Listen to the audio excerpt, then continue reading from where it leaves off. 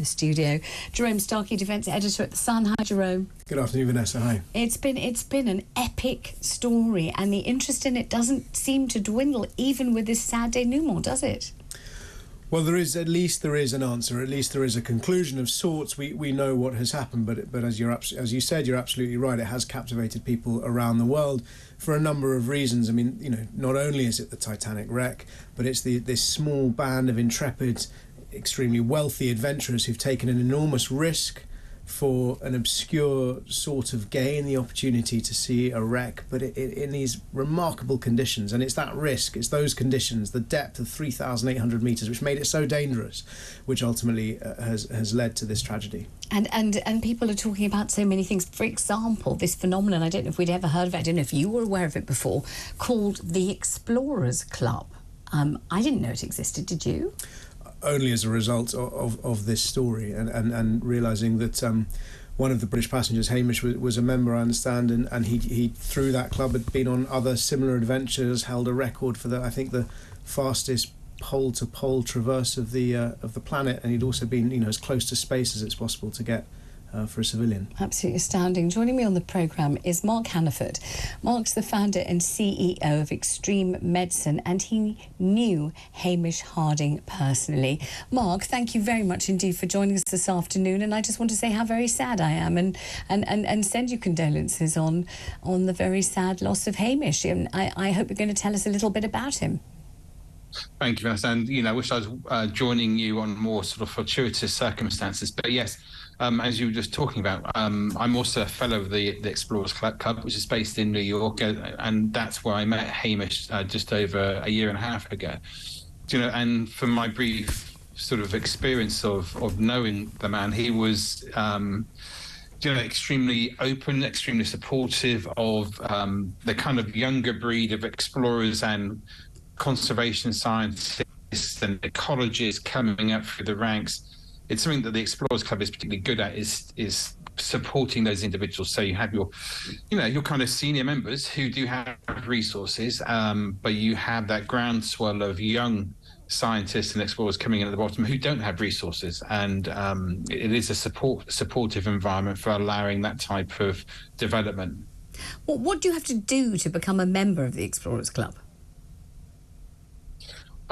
I got elected, so it's not just simple. I guess the equivalent in the United Kingdom would be the Royal Geographical Society. So, you know, obviously a passion and a pedigree. Pedigree is the wrong word, but you know, a passion for expeditions, for exploring, for science in remote areas, for ecology, for conservation, for oceanographic travels, traveling into space. So, you know, to my mind, explorers are an important part of our society and community. But, you know, exploring isn't limited to just climbing mountains. It's also about pushing the boundaries of science. It's about pushing the boundaries of research.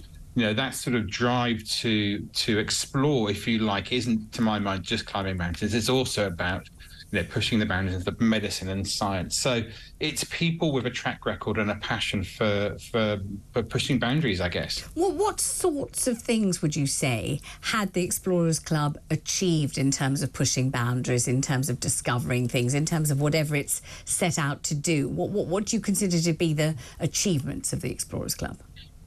I suppose it's evident with Hamish's career, with him travelling into space and his expeditions, but there's a very large groundswell of younger explorers, and I sort of use that in the broader sense, sort of in terms of science. So there's a huge number of members that are involved in conservation projects, as I mentioned, in sort of low resource environments, and also they're very supportive of sort of the subject I'm particularly passionate about, extreme medicine, delivering medicine and how you do that in low resource environments. So they have their singular achievements, just like many of these gatherings. But I think their main push now is, rather than to climb mountains, it's more about sort of stimulating that groundswell of young scientists and ecologists and explorers that we need to sort of take us through to the future. Well, having said all of the above, the trip that Hamish was on, this final journey of his, this voyage into the bottom of the sea, was really, I mean, and there's nothing in any way sort of bad or derogatory about this, but it was for pleasure, really, wasn't it? It was an excursion to see the wreck of the Titanic, to see it because people like to see it and want to see it. They could afford to see it, and they wanted to have a look at it, another look at it in some cases. Explain the allure of that trip, because if it had all gone according to plan, it would have been quite short, wouldn't it? There would have been a strong chance they might not have actually seen anything. Somebody who'd already done the trip said, yes, well, they got down there, they weren't sure they were going to see anything at all. They saw the anchor, they saw a bit of the hull, up they came. What's the actual point of it? What's the kind of special ingredient or factor that makes it so desirable that people want to spend £250,000 going down there and bobbing straight up again? I have to say, it's not neither can I afford it. It's not a trip necessarily I would spend £250,000 on. So everybody has different passions, of course. And I think for Hamish, he was an aviator. So he was very passionate about machines, man-made machines. And I think for him, that was probably a big part of the allure. But also all of these experiences and adventures, whether they're for science or whether they are for pleasure, they are all about, there's a journey there. So you know, there's not just the single part, the going down to it. It's the going in, the planning, the preparation, the journey to get to the location, and not dissimilarly also, you know, when you come up the trip out. So it's like, you know, comparing to climbing Everest, of course, you get to the top of Everest, but it's a whole experience, the whole journey getting to Everest and actually then getting yourself off alive. Now, that's part of the allure of these type of journey. It's the experience in its entirety rather than the headline, I would say. And as I'm sure you know, James Cameron has spoken. He's the director of Titanic, as everybody knows, and an inveterate explorer himself, and you might say an intrepid explorer himself. And he said he felt that the team who built the submersible, which imploded, as we know, had cut corners. He said the sub didn't get certified because they knew they wouldn't pass. These are actual quotations from James Cameron. He said, I was very suspicious of the technology they were using. I wouldn't have gotten in that sub. And he's completed 33 submersible dives to the Titanic wreck. I wonder what you think about that. He obviously feels very strongly about it, doesn't he, to speak out in that way? He does, you know, and I'm not an ocean submarine expert. He is, so you know, I think there's going to be a considerable amount of debriefing in terms of what's happened, and from that debrief, we are going to learn lessons. One, in terms of the safety of these types of expeditions, but also how we react to them when they do react to them. You know, the response to crises at sea is a constantly evolving sort of discipline, and we, as technology and machines and ships get better, we get better at responding. And I think one of the key bits, I think, perhaps has been missed out of the dialogue, as a kind of volunteer Coast Guard in the UK, when I'm in the UK, you know, we as Coast Guards and rescuers, you take a very personal, you know, for each rescue and incident you go to, you do deliver a bit of yourself. So, you know, I don't think there's been much made of how the rescuers and the teams that went to aid the submariners, you know, have been feeling. So I think there's going to be a lot of debriefing, and I think there are lots of lessons to be learned from that.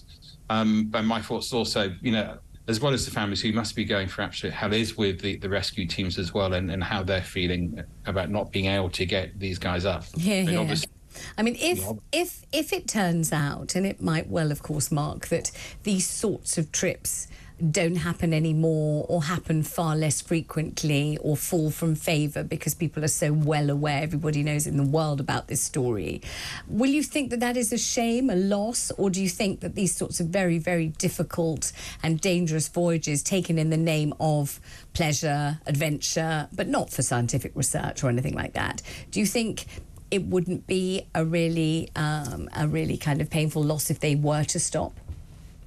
I don't know. I know it's a difficult one to answer. That I think we need to have this type of technology because more is known about close space than is known about our oceans, and we need to have this technology and this engineering capacity to allow us to explore the ocean depths. No, not only for measuring climate change, but also, you know, there's a huge amount of life down there that we don't know an awful lot about. We know more about inner space than we do our own ocean. Whether it's a value judgment whether journeys like this for pleasure should be allowed, and I'm not here to judge that. But I think the technology and the techniques of exploring the ocean depths in this manner is incredibly important for us in terms of, knowing our planet and being able to live on our planet in a more harmonious manner. Thank you very much indeed for talking to us. That's Mark Hannaford, founder and CEO of Extreme Medicine, who knew Hamish Harding. And